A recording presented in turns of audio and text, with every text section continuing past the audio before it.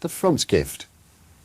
The small plane carrying the school science club had been flying over the Caribbean for hours, but a sudden storm had caused it to crash land on a tiny, uninhabited island.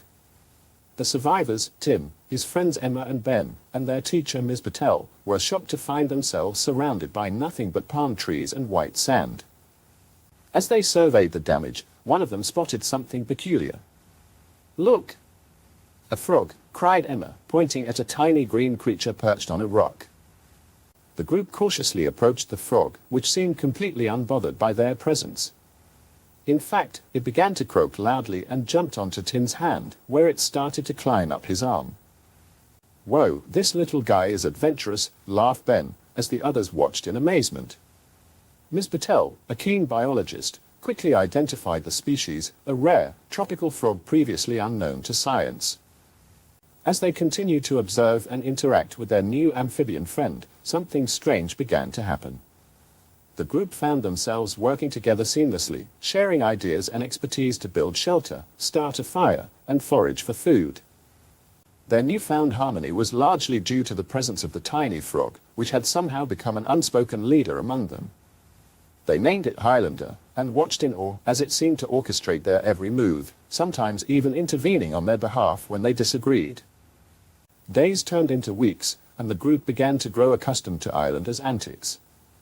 They discovered that its peculiar croaks could signal danger, such as when a swarm of bees threatened their campsite, or calmness, like when Ben got anxious about the prospect of being rescued. One morning, Islander perched on Emma's shoulder, gave a loud ribbit, and suddenly leaped off into the nearby jungle. The group followed, tracing its path through the dense foliage until they stumbled upon a hidden cave. Inside, they found signs of human presence, old tools, discarded bottles, and even a makeshift map scrawled on a rock face. It was clear that someone had been living on this island before them. The group felt a mix of emotions, excitement at potentially finding civilization, but also fear about what might have happened to the previous inhabitants. Islander, sensing their unease, climbed onto Tim's shoulder and looked directly into his eyes. For a moment, it was as if the tiny frog communicated with Tim telepathically, conveying a message that only he could hear: "You'll be okay. We're all in this together." With renewed hope and determination, the group decided to explore the island further, knowing that Islander would guide them every step of the way.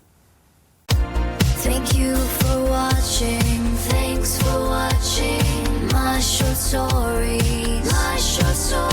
Subscribe for more.